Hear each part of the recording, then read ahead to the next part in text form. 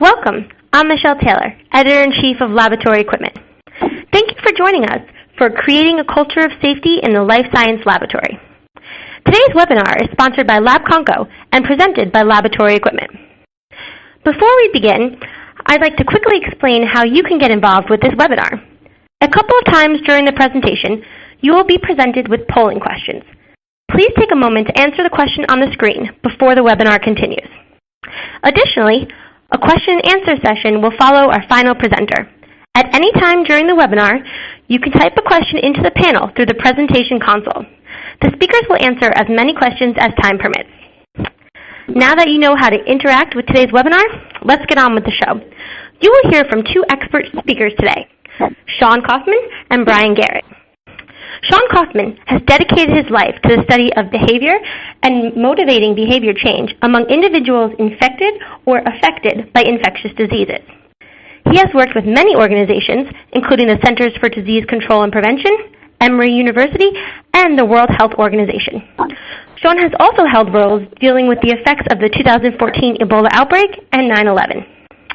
Brian Garrett is the product manager for Biosafety cabinets and ductless fume hoods with Labconco. Since 2012, he and his design team have developed a new type of Class 2 BSC that is currently being named and defined by the NSF Standard 49 Joint Committee. The proposed Type C1 would be the first of its kind hybrid BSC and the first major innovation in Class 2 BSC design since 1984. And now, Sean is going to kick off today's webinar. Thank you so much, Michelle, and good afternoon. Or good morning or good evening, depending on where you may be calling in from today. My name is Sean Kaufman, and it's a great privilege and honor to have an opportunity to talk with so many folks today about creating a culture of safety.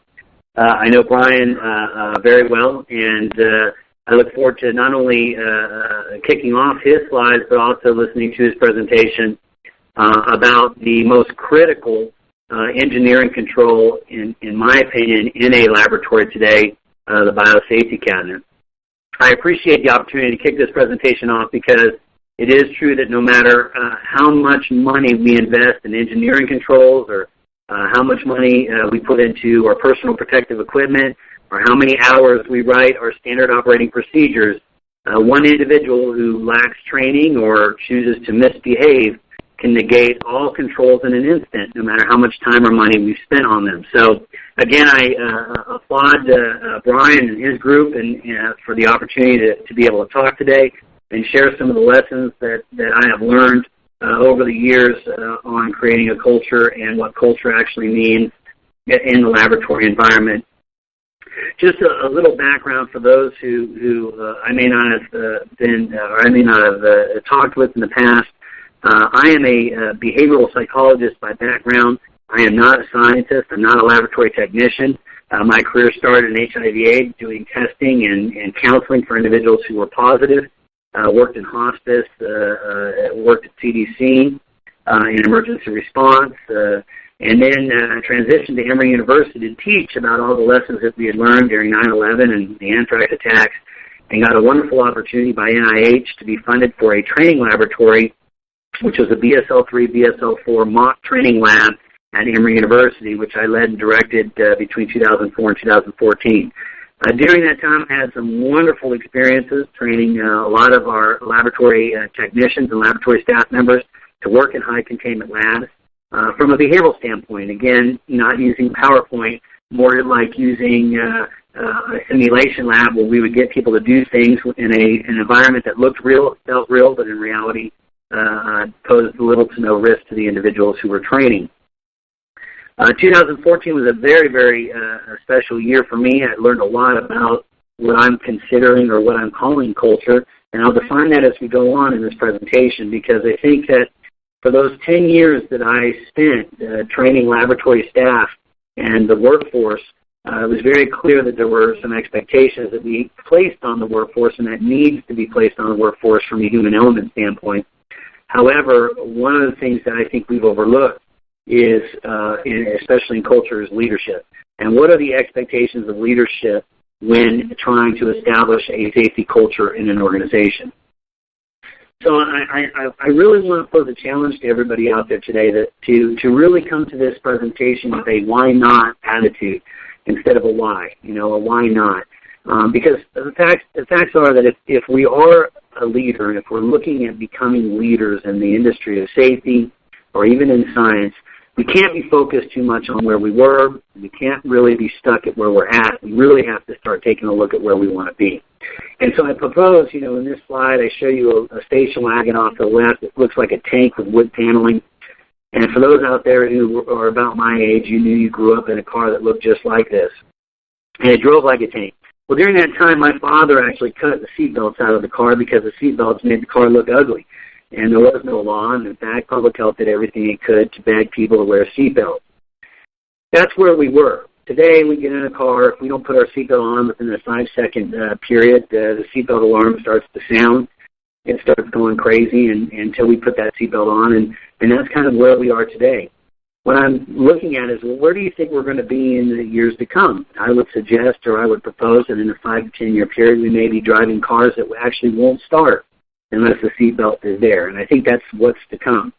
If you look at the smoking sign, my mom gave birth to me. It was 10 pounds and 6 ounces, and she said that she was so happy that she smoked and drank during her pregnancy because I could have come out as a 12-pound baby.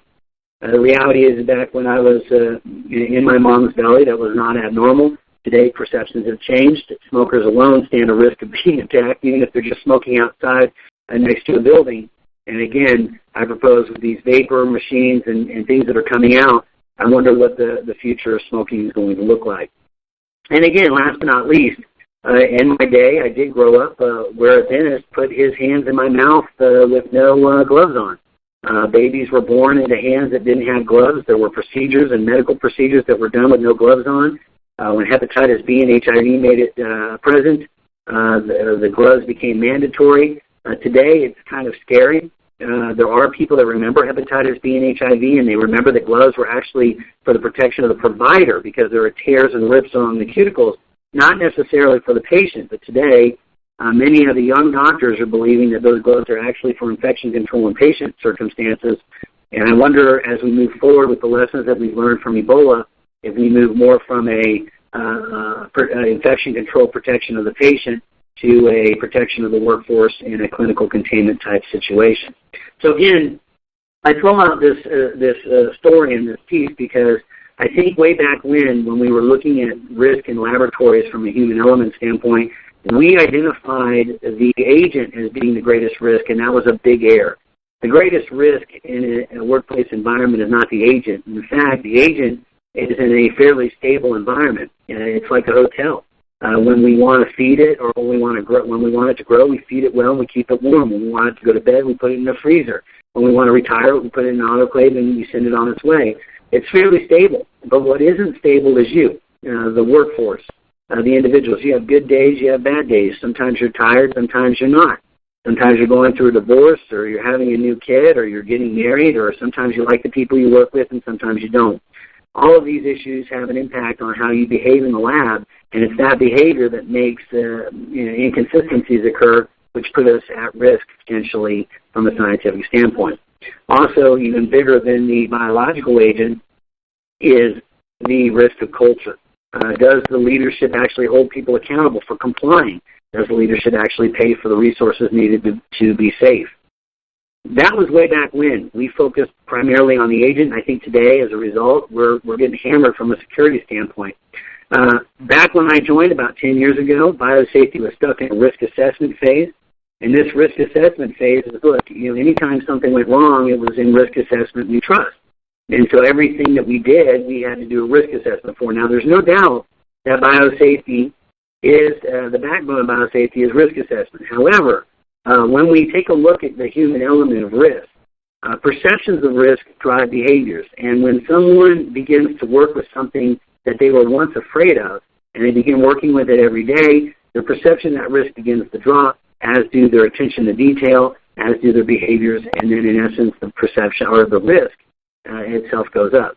We see this every day, and when we teach our children to drive, or the first time we drive a car, their knuckles are white on the steering wheel. They're paying attention to every detail. About 3 months goes by, and that kid is now texting and driving at the same time, thereby putting himself and others at risk for an incident.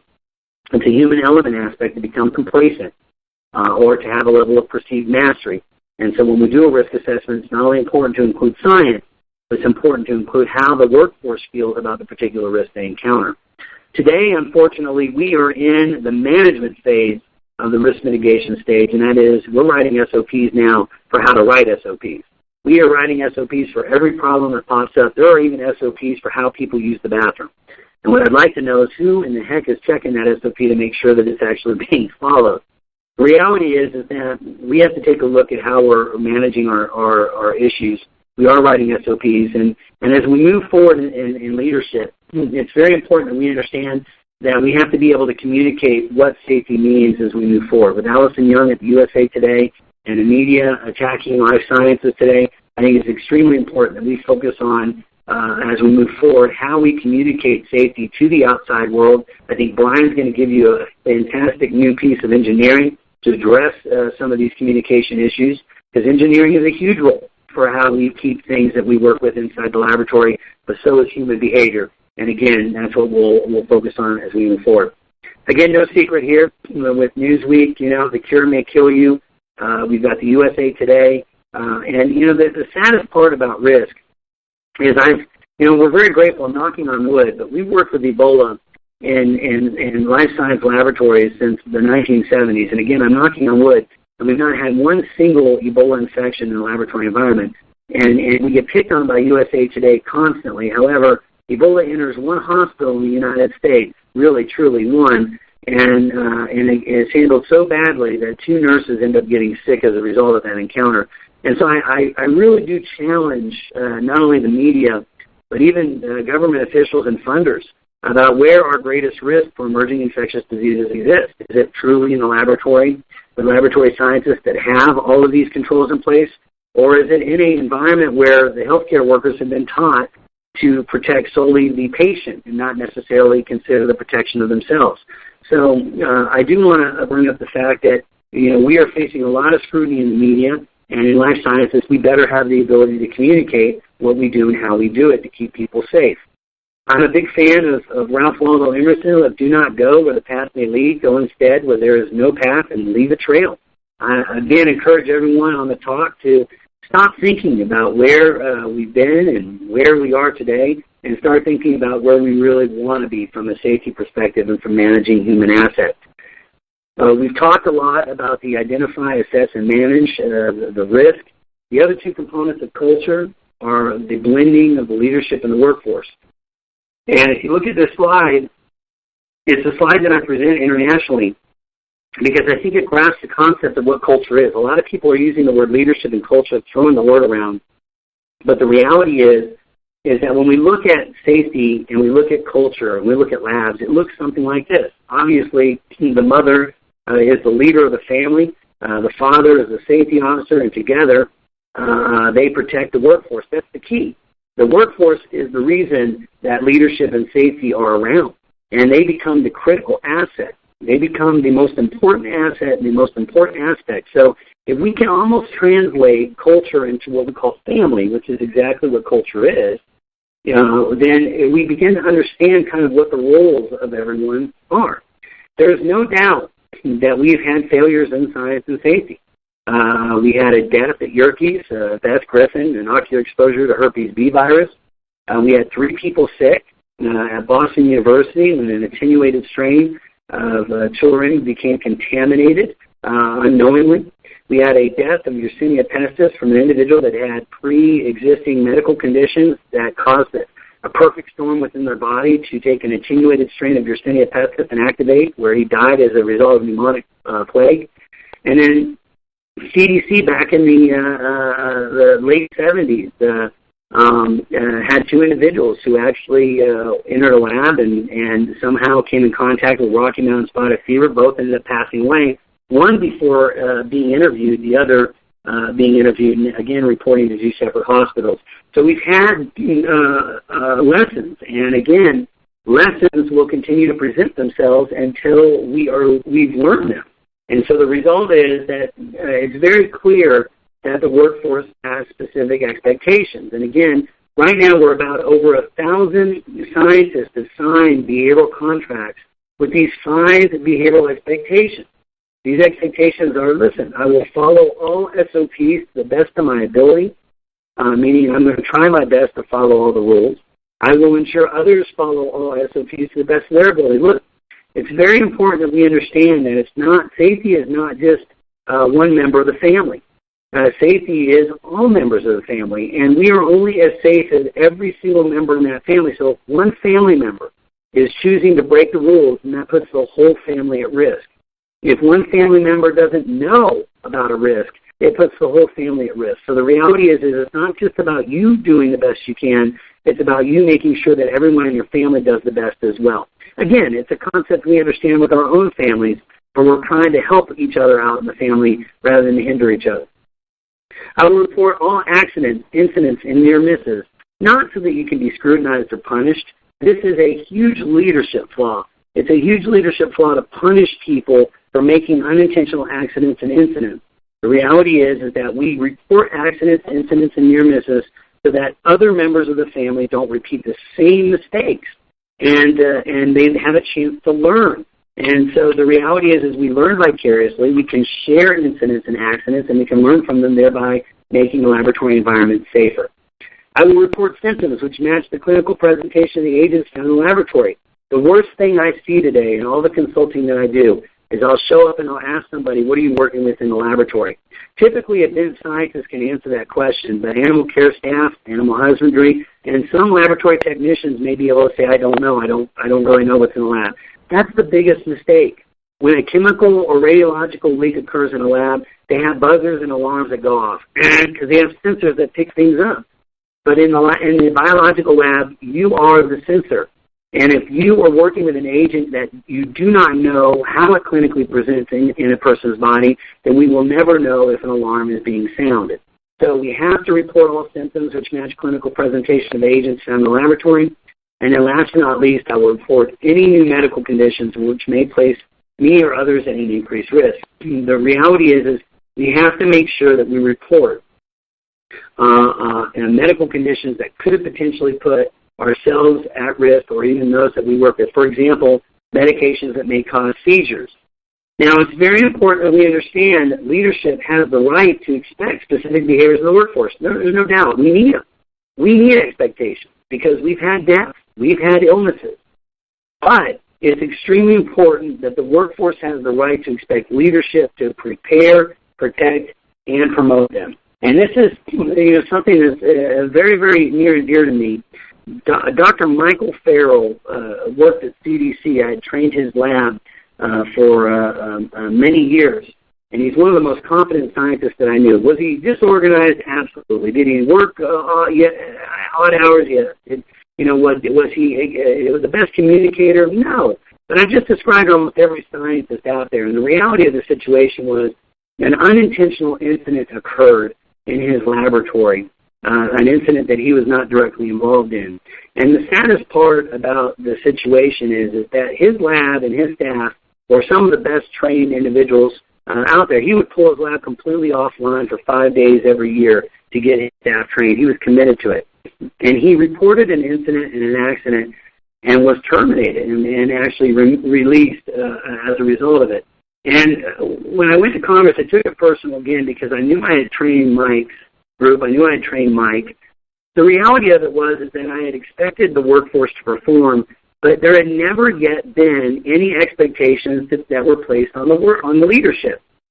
And so the reality is that there is a common societal belief that being treated fairly means you're being treated equally, and that's just simply not the case. Fairly and equally do not and should not ever be used with an equal symbol because everyone who comes into a particular job should be treated fairly and given the same thing that other folks are given. However, what you choose to do with what you're given is going to determine how you're treated moving forward, whether it's equally or not, meaning why should we be treating people who break safety protocols exactly the same as individuals who follow safety protocols? This is a huge misconception, and it's something that has to be dealt with, because in families, if we were reinforcing a child who was misbehaving and treating that child the same way we treated a child that was behaving, there would be absolutely no motivation for behavioral adherence. So again, when we expect leadership to prepare the workforce to the best of their ability by providing resources and training needed to work safely. If we can teach a child how to swim with PowerPoint, then that's exactly what we should be training our workforce with, which is PowerPoint. If we can teach a child how to swim with a plan, then that's exactly how we should train our workforce, is just give them a plan and let them have access to the laboratory. The reality is that I don't give a pilot the SOP to fly a plane and then give him a plane to fly. I train him. And I think when we work with biological risk, we offer training to our scientists. I think we also must make sure that when a scientist makes mistakes, and they will because they're human, until we can replace human beings with robots, we must do our best to protect people when they make mistakes. Now, if an individual is intentionally practicing insubordinate behaviors, intentionally choosing to break the rules, that also must be dealt with by leadership as well. And then last but not least, I think it's important that leadership promotes and appreciates everyone in the team. I think that's extremely important and something we should strongly consider. Now, as we move forward, I'm going to catch up because I'm going to give this to Brian here real soon. But the concept of human aspects, first and foremost, behavioral evolution is a concept that requires additional training. I talked about earlier the sense of perceived mastery, where you have this child who, their knuckles are white. They first learn to drive a car. They're paying attention to every detail. About 3 months goes by. They enter this perceived state of mastery. And when they're in this perceived state of mastery, this is when they stop paying attention to the details to keep them safe. Now, what my company has done for many years, and what I love doing, is keeping you out of that yellow and red area. And that yellow and red area is, listen, if you're not paying attention to the details that keep you safe, then sooner or later you're going to have an incident or accident. So what I like to do is I like to almost, in essence, provoke that incident or accident in a very safe place so that you get the benefit of making a mistake without the risk of or the outcome of that mistake being in a true life situation. But hopefully, if there is an incident or accident that takes place, you change. And when you change, you go to a new level of mastery. But unfortunately, typically between 5 and 7 years, you start entering the complacency again, and then the complacency leads to an incident or near miss. But we know that this happens. This is why training is extremely important. Training is not something that's supposed to increase awareness necessarily. It's also supposed to increase attention to detail. And like the very first day you ever work. Your plans, they've got to be evaluated, meaning they've got to be written in the language of the people in the lab. Sometimes people who are in the lab don't even understand what's written as an SOP. The individuals have got to, be able to understand the terminology, things like donning and doffing. And in culinary terms, whipping an egg, beating an egg, and coddling an egg. These are culinary terms that produce or evoke behavior from individuals who understand it, but even though I could read it, I may not know what coddle an egg means. And last but not least, people have got to be physically possible to do it, meaning some SOPs are physically impossible to follow, and the reality is that they're still written, but they're impossible to follow. Once they're evaluated, you've got to validate them, meaning you've got to make sure that when an author reads a certain statement, that's the behavior that's produced by the participant who reads it, so that it matches the author's intent, and that together all the steps produce a consistent outcome. Now, the one step that is not being done to ensure SOPs are done, I'm again going to wrap up here because I want to give this to Brian, is the verification stage. We've got to make sure that people can not only list the SOP, but after listing the SOP, they have the capability of demonstrating the SOP as well. This is the only way we're going to make sure and know that our SOPs work. So as we move forward, my vision and my hope in safety is that we go from really, in essence, as a safety officer, we serve people rather than we fix it and help them. We increase capacity for people to be safe for themselves rather than increasing dependency on safety. We know that scientists are creative, capable, and complete.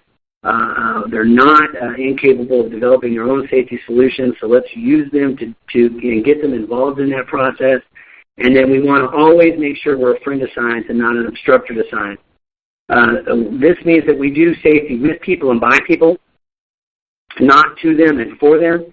We want to review protocols rather than write protocols for scientists. We want to review laboratory inspections rather than facilitating them, because we're trying to create a blending of the lens of science and safety, not siloing science and safety, but blending them together. And then last but not least, we definitely want to reinforce and not punish. And again, before I hand this over to Brian, when we talk about reinforcement, it's a very, very simple concept. I was a younger kid. I didn't like doing dishes, so I decided I would intentionally stink at doing those dishes. And I came out of the kitchen. My mom went in. She called my dad in. I knew I was going to get in trouble once, but if I got in trouble once, I never had to do dishes again. And long story short, my dad left the house, came back in 20 minutes later, called me into the kitchen. I said, Dad, I tried my best. I thought he was going to yell at me. He said, no, son, I'm not going to argue with you. Clearly this behavior is not up to standard. I said, yeah, Dad. And he said, that's why I've asked all of our neighbors if you could do their dishes tonight and then come back and finish these dishes and show me that you can do them better. And that's the point. Reinforcement doesn't stop behavior. Reinforcement gives people an opportunity to do the behavior until they master it. So when they make a mistake, you keep giving them a chance. And rather than telling someone to stop a particular behavior, you replace it with a different behavior. So with that being said, I could talk about this all day. Brian, I'm going to hand you the baton and say, again, thank you very much for the opportunity to talk with all of you today.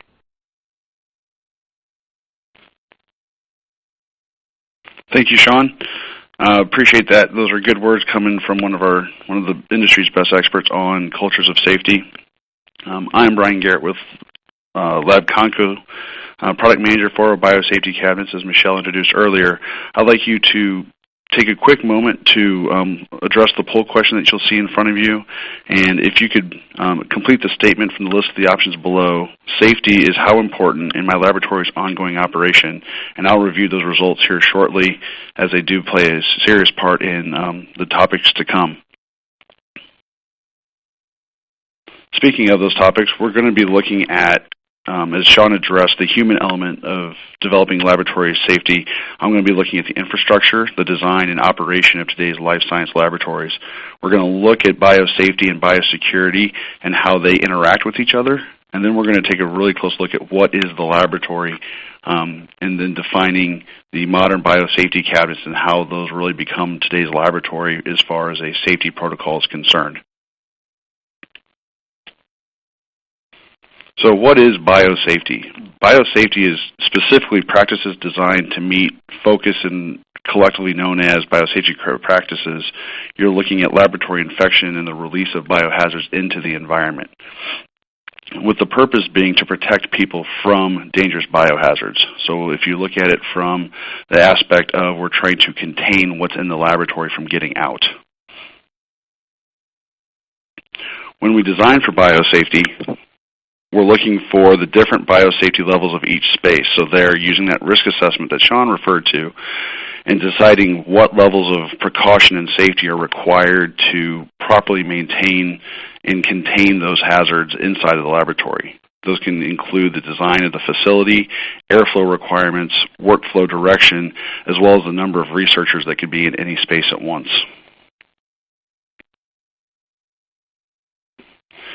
Conversely, biosecurity is a methodology to reduce the risk of hazards or of people getting to the biohazards handled in the laboratory. So unlike biosafety, we're not looking to protect the laboratory and the outside environment from the hazards. We're looking to protect the hazards from misuse, theft, release, that kind of a thing. We've defined this. Its goal is, like I said, to reduce risk. However, we are not concerned with protecting those agents from hazardous people. When we design for biosecurity, we're looking at an inside-out approach.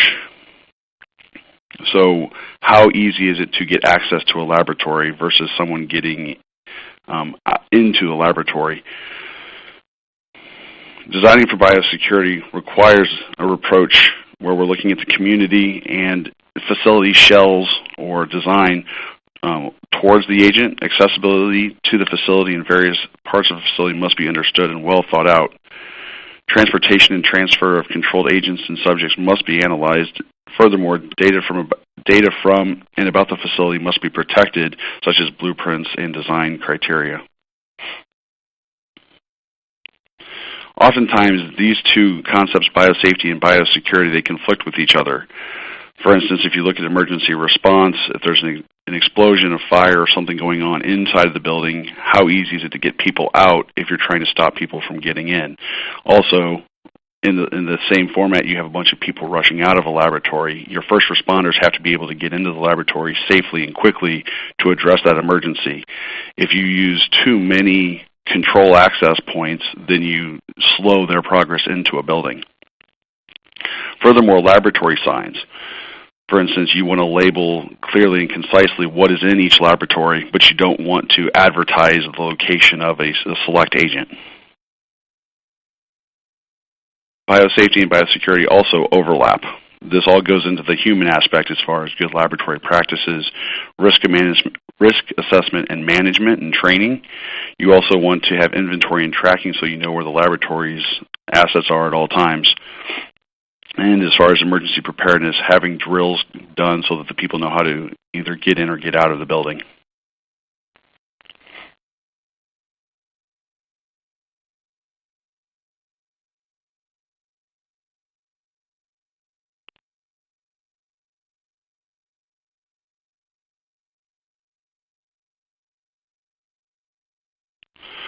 So then we want to look at what is the laboratory. Sean mentioned this briefly earlier in concerning that the laboratory itself can be the facility, it's designed with proper airflow and all of that. But when handling hazardous materials, the laboratory truly, from a safety perspective, is the enclosure or enclosures that are where the materials are being handling. Oftentimes, this is the biological safety cabinet.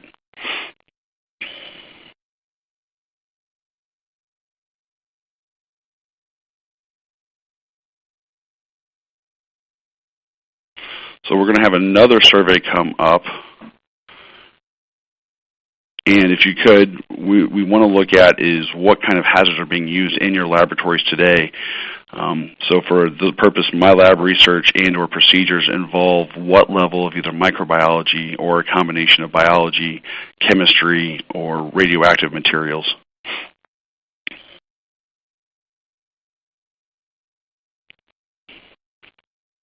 The following video is going to demonstrate the airflow in a modern-day Class II Type A biosafety cabinet. This airflow is critical in understanding as it does not lend itself to containing hazardous chemistry that's commonly used in a microbiology laboratory.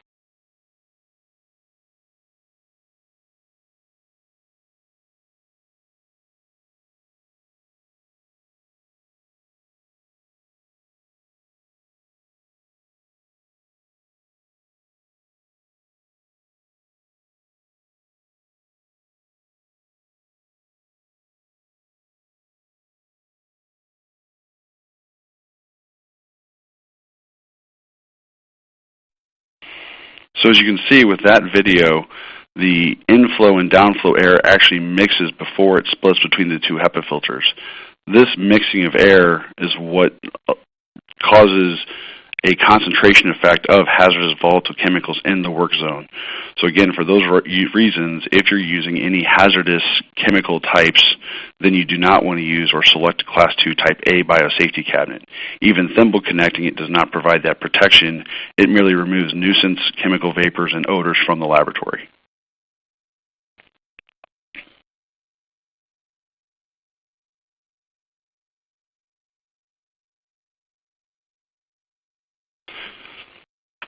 The next video you're going to see here is the modern-day Class II Type B2 BSC. If you follow the airflow, you'll see that air enters the biocabinet through the face, which offers personnel protection, as well as from the room for the downflow supply. The total volume of air that enters this biosafety cabinet is completely exhausted. This single-pass airflow, similar to a fume hood, design is critical in the containment of hazardous chemistry and used commonly if radionuclides or chemicals are present in the work.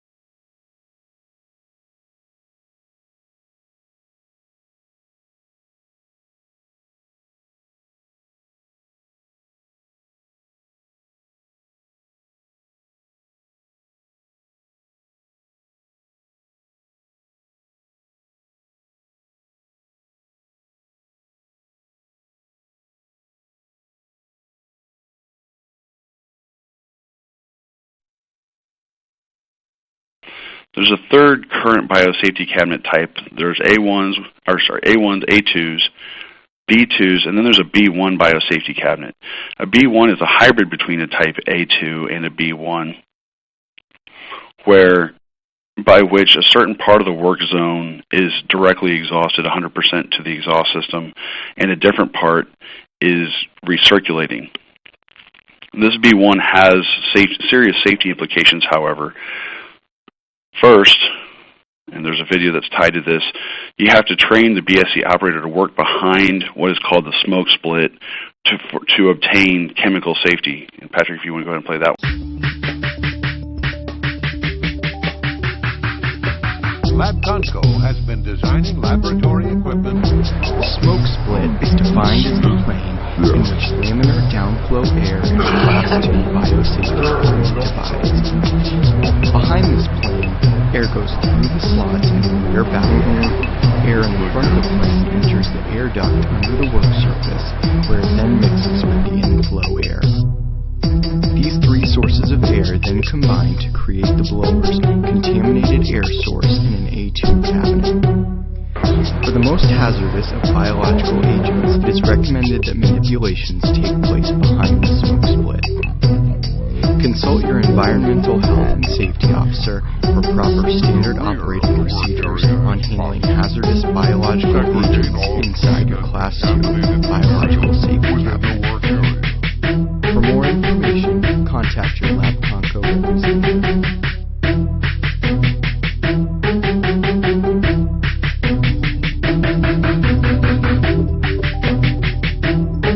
Labconco has been designed. So what you would see there was that as we introduce smoke into the work zone of a modern biosafety cabinet, the smoke actually splits, or the air moves from the middle of the cabinet to the back, and then there's a row that moves from the center towards the front, towards the operator. In a B1 biosafety cabinet, air behind the smoke split is directly exhausted to the exhaust system, where air in the front is recirculated. So if you're going to use a B1 for hazardous chemistry, again, you have to train users to work behind the smoke split. The second part of that is, unless you're introducing smoke into the work zone, that smoke split is actually invisible, and worse yet, as the supply filter loads, the smoke split moves. So now you're forced with training operators to work behind an invisible moving line, and they must do so at all times when handling hazardous chemicals. So if we compare the type A's with the type B's with their pros and cons, or their advantages and disadvantages, the type A has many advantages, that mostly dealing with flexibility and cost containment during installation. However, a type A cabinet can never be used with hazardous chemistry. Furthermore, a type A cabinet can never be converted to a type B once in the field and installed. Conversely, on Bs, the only advantage to having a type B cabinet is that they provide that single-pass dedicated exhaust. All of the rest of the installation, operational costs, as well as ongoing and maintenance, all of that actually detracts from the cabinet, as it bears a heavy load on the building's mechanical system. And like A's, there is no flexibility. Once a B, always a B. The new type of biosafety cabinet, or proposed type C1, was developed to bridge the gap between these biosafety cabinets. In 2012, a local or a U.S. government laboratory had asked for a Class 2 Type B2 with a 1/4-inch pressure drop. That was their requirements for design. However, that kind of a cabinet can't be and never would be operational because of severe design requirements on that. Simply put, an exhaust HEPA filter by itself has a 1/2-inch pressure drop. So what Labconco was able to do was to blend, furthermore, a B kind of a cabinet, or a type B, with a type A biosafety cabinet. And when doing that, we had a biosafety cabinet that could operate both in a recirculated mode like a type A, and a ducted mode when present with hazardous chemistry in a type B mode. What you'll see here shortly is a brief animation showing the airflow, and what you want to look for is that the incoming air and the air on the sides of the work zone recirculate, while the air that's directly in the middle of the cabinet on the work zone is directly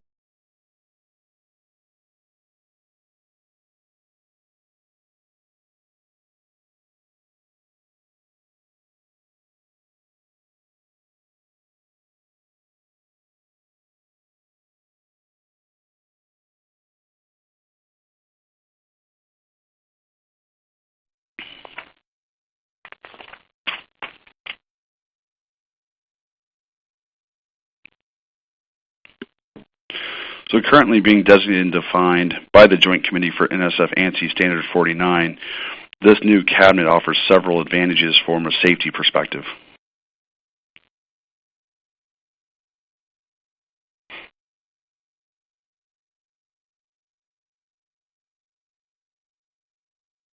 So this cabinet, like I said, has the ability to operate in both an A mode and a B mode, making it flexible for today's laboratory.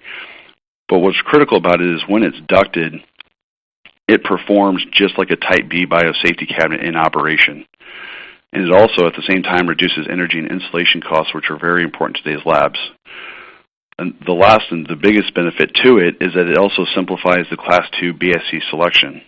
When you're going through and trying to select which cabinet is appropriate for your laboratory, the risk assessment needed on the chemical hazard side often is misleading or confusing. Well, am I using hazardous chemistry that requires a fume hood? Does it have to be on an open bench, or can I use it on an open bench?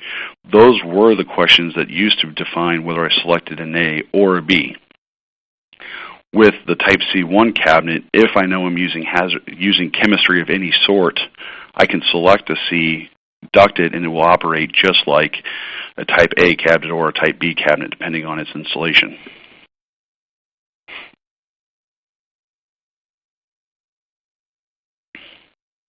So flexibility is a safe thing.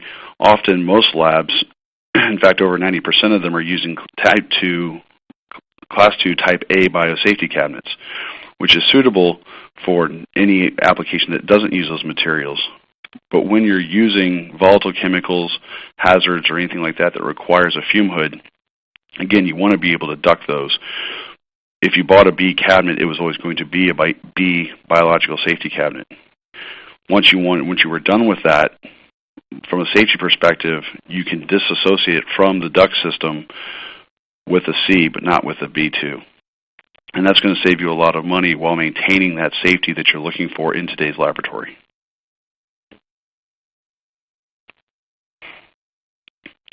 This is accomplished by specific segregation of the biosafety cabinet to Class C's or Type C's work surface. Air that comes into the cabinet to offer the personnel protection mixes with the downflow air on the sides, as you saw in the smoke video, the animation, while air that's in the center of the cabinet, that's the full depth of the work surface, is clearly defined by a recessed work area that's surrounded by perforations, is directly exhausted through a HEPA filter and into the ductwork. So if you look at the four types of biosafety cabinets when it comes to training and safety, when dealing with an A2 with a biological safety cabinet, when you've got a blue work area or any of these airflow diagrams that use a blue and red color scheme, that blue air is recirculating. You're not going to use hazardous chemicals anywhere in an A2. Conversely, in a B2 biosafety cabinet, the entire work area is totally exhausted. The B1, as I mentioned before, shows some hazards here. You have the red in the far back of the cabinet, blue in the front, and then a zone of purple in the middle. That middle zone is unsafe because we don't know whether it's coming towards the front of the cabinet and recirculating or if it's being exhausted through the back of the cabinet. Whereas with the C1, it does mix recirculating air with exhaust air, but it's clearly defined through the work zone. In any of these four types of cabinets, the only cabinet that requires special training on how to operate is the B1 because you don't have clearly defined work areas. Even the C1, the A2, and the B2, within the dished or recessed part of that work zone, you're going to have the containment you expect.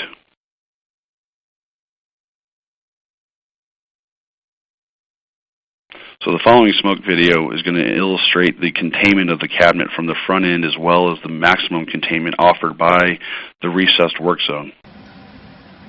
Okay, so this is recirculated portion through the front grill.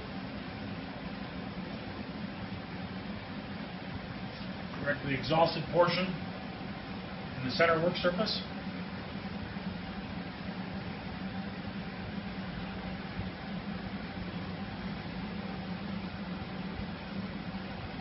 And over the wing surface to both recirculated and exhausted.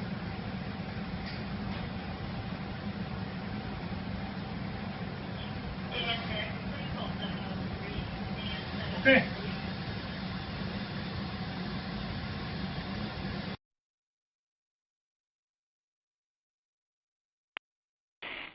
So as you can see there in that smoke video, we were emanating about 40 liters per minute of smoke. If that were compared to a chemical release, that would be a spill that would fill the entire work zone and flash evaporate. We performed that test to ensure that we had maximum containment. For a more fine-tuned demonstration, you can see that the smoke stays in the biosafety cabinet, but also as we leave the chem zone or central work surface to the wings, that more air is still being drawn inwards as opposed to being recirculating. This provides a factor of safety that's unparalleled in our cabinets. Okay, high-line smoke test here.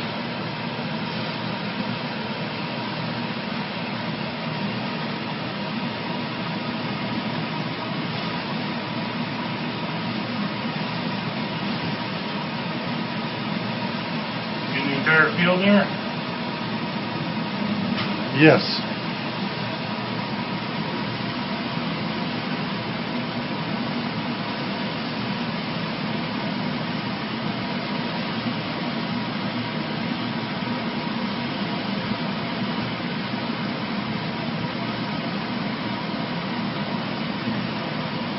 Very good.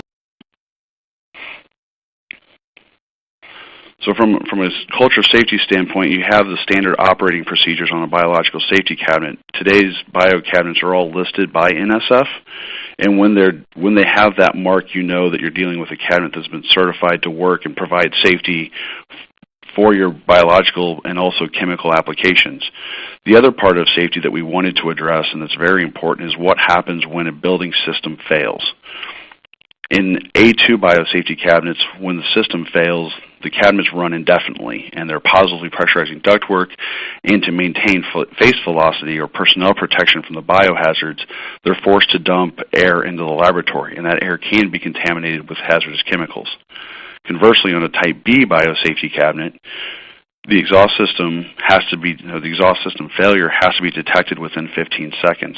During that time frame, the cabinet could become pressurized, but has to shut off to become neutral. When you have a dead air box, any movement of an operator's hands can greatly determine what comes into the cabinet or what leaves the cabinet. We wanted to address this with a Type C and provide what we call an active protection protocol. During an exhaust system failure, the biosafety cabinet actually is alerted to this incident, and using a constant airflow profile or a constant volume setting maintains safe airflow or standard airflow for up to 5 minutes. So instead of having a 15-second shutdown procedure, your laboratory technicians can complete their work, wipe down their slides, secure their assets, and get out of the cabinet in a safe time frame without having to worry about any loss of containment or breach of chemicals. Furthermore, during the active protection protocol, the exhaust blower remains on 10 seconds longer than the supply blower. What that'll do is maintain a negative or inflow at the face of the cabinet after the cabinet or as the cabinet's shutting off. This extra added level of protection makes sure that anything in the cabinet's airflow is contained and doesn't have a chance to escape. In the upcoming video, we'll have our engineer actually shuts off a damper, so she seals the system away from its exhaust, and you can see that the smoke generated in the cabinet stays in the cabinet. Okay, this is the valve closure test on a C1 running. Got the smoke going. It's exhausting. I'm closing the exhaust valve now. If you come around and look at the smoke, we've still got containment in the cabinet with the exhaust valve completely closed and the exhaust blower off. And it will continue like this until the supply fan shuts down.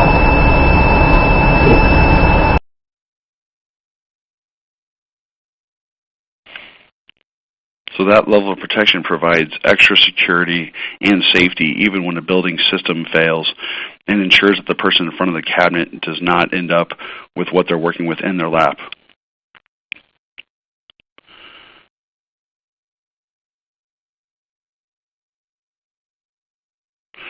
Furthermore, while we tested this, we wanted to ensure that it would be able to handle a robust mechanical system. So the graph you see actually indicates that the Type C biosafety cabinet is able to handle positive pressure, or in this case equivalent feet of duct, and maintain that face velocity, which is the line you see up the middle.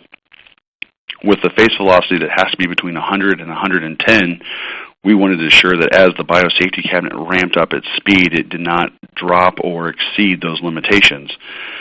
For the purpose of a 4-foot biosafety cabinet, that means it's able to handle over 2,100 feet of equivalent duct.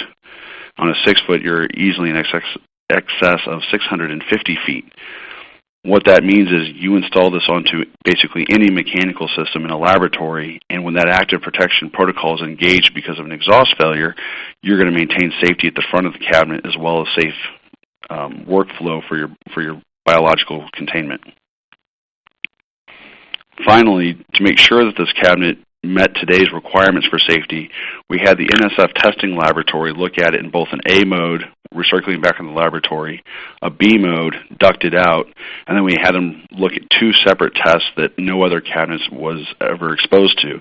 The first being a similar smoke test where we introduce biological contaminants inside and above the chem zone, or above that central work zone, and made sure that nothing left that area and that it fell strictly into the dedicated exhaust system. The second test was a verification of the active protection protocol, where they actually found that the face velocity at the biosafety cabinet increased 2 feet per minute above what it was on its exhaust system. So there, in that case, thereby their duct system was actually slowing down our cabinet's blower to the point where it was maintaining that safety.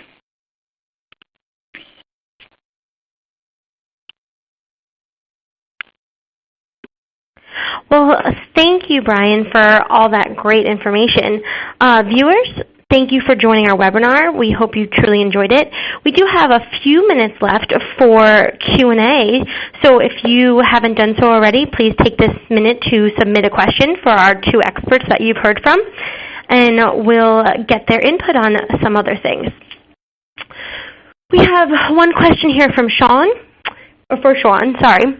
How much authority should my health and safety people have in my laboratory?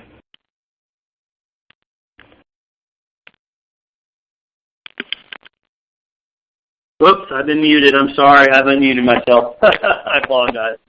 I'm hoping everybody can hear me. I think it's a great question. I think that when we talk about authority, it obviously means that there are rules, and I think rules are a great thing. I think that the family, meaning all the folks who are working in the lab as a family, come together and they actually, as a family, determine what those rules should be. And that's when discussion and negotiation takes place. But once those rules are set, until we come back to the table and renegotiate, those are the rules. And so flexibility does occur, but it's a matter of when, not it's not something that happens all the time. It's just something that happens when you're developing the family rules. And once those rules are developed and put in place, I think that folks in a lab work together as a family to follow all the rules that have been put in place. Great, thank you. We have a question for Brian about the Class C. When is the Class C cabinet going to be available for purchase? The Class 2 Type C1, as we're referring to it and being designated, is currently available. Again, the definition of the cabinet is still being looked at under NSF, but that cabinet is available and has been installed in several institutions in North America and South America. Okay, great. Thank you. We have another one for you, Brian. Who should I involve when selecting the right safety equipment for my laboratory?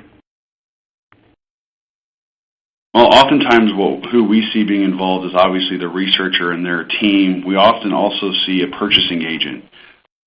My recommendation would be that the biosafety officer, the building facilities management team, and the researcher, those 3 groups are the ones that should be involved in making that selection process. Again, taking Sean's family approach, you want to look at it from each aspect: the building envelope, safety people, and the people that will be actually using the cabinet. Okay, great.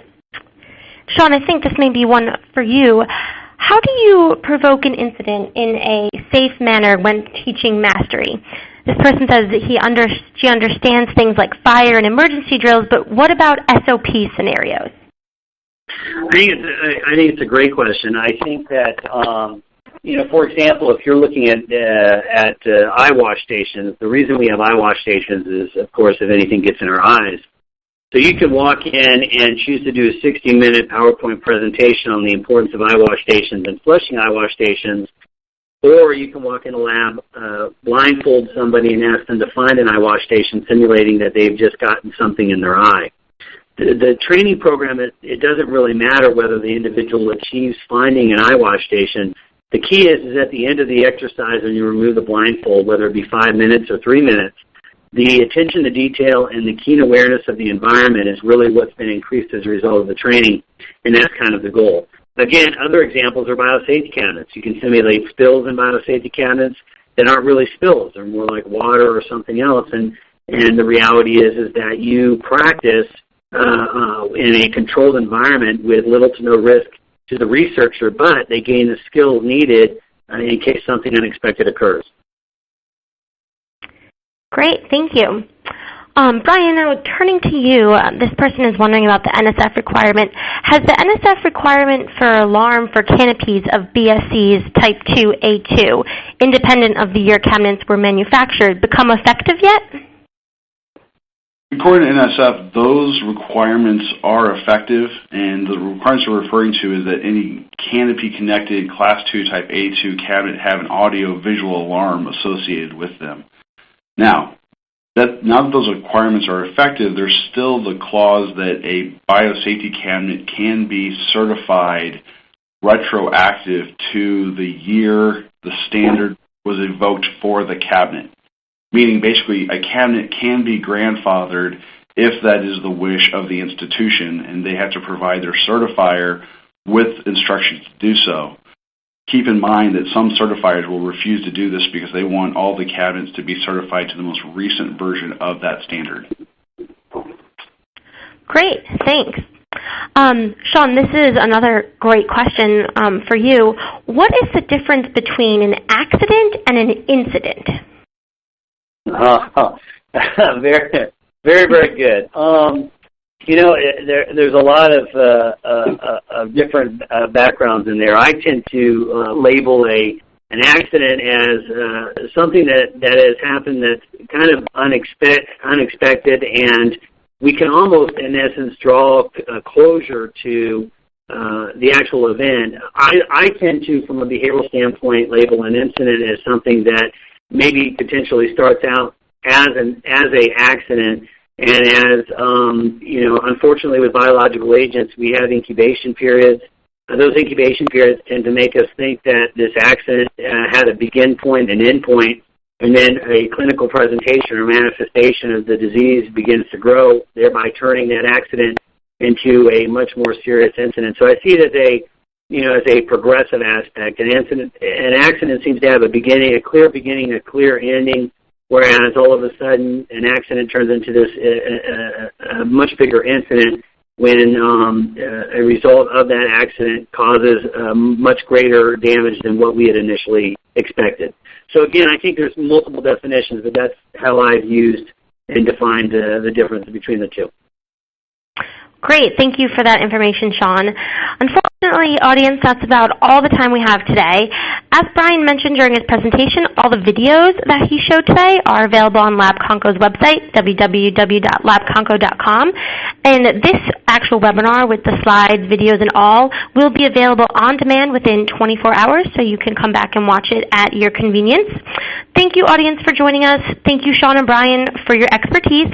And thank you, Labconco, for sponsoring this event. Audience, we hope you found the webinar informative and educational.